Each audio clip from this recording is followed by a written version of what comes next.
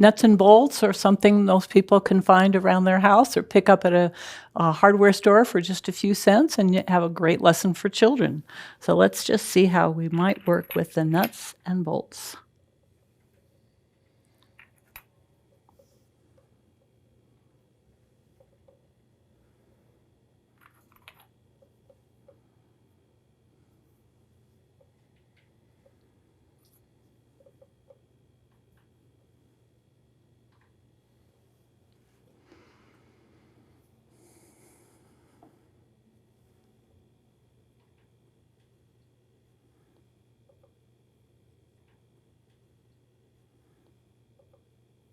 So you'll notice I put the bolts out in order from the largest to the smallest, but the nuts I just put at random.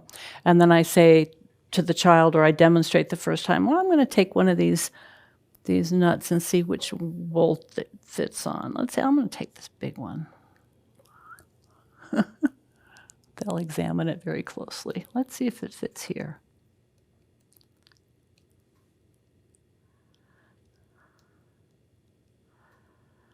See the great coordination that you're helping the child develop by holding them still, twisting, and you can go down as far as you want.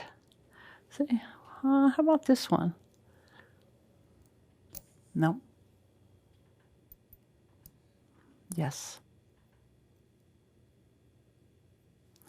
So that quick nod, you got it, or shake your head no when you don't have it.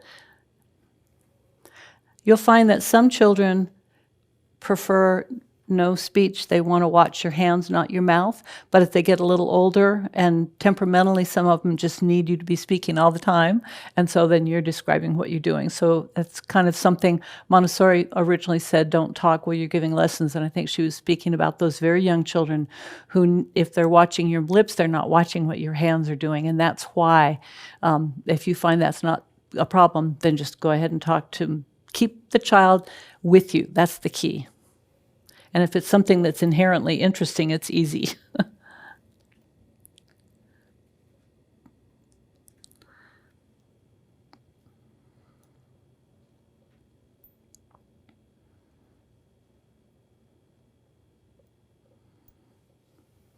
One left.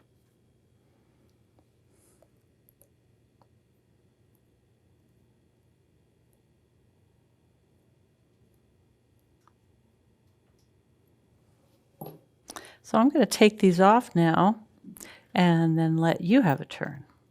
So I might have demonstrated, that's kind of traditional in Montessori. You do the first round of the activity, or at least a few samples of that activity, so the child sees exactly what is required, and then you invite them to take over, and then you just sit there and watch. And if they are doing it incorrectly, you might just say, oh, may I have another turn? You know, you just don't need to go say, no, it's not like that. You just simply say, oh, may I have another turn? Or you just wait and notice, well, they're going to need another lesson on that. This one's pretty hard to mess up.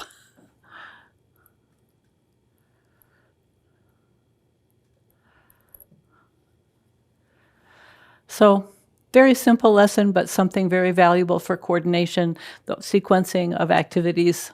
So things like this can be put together very, very easily.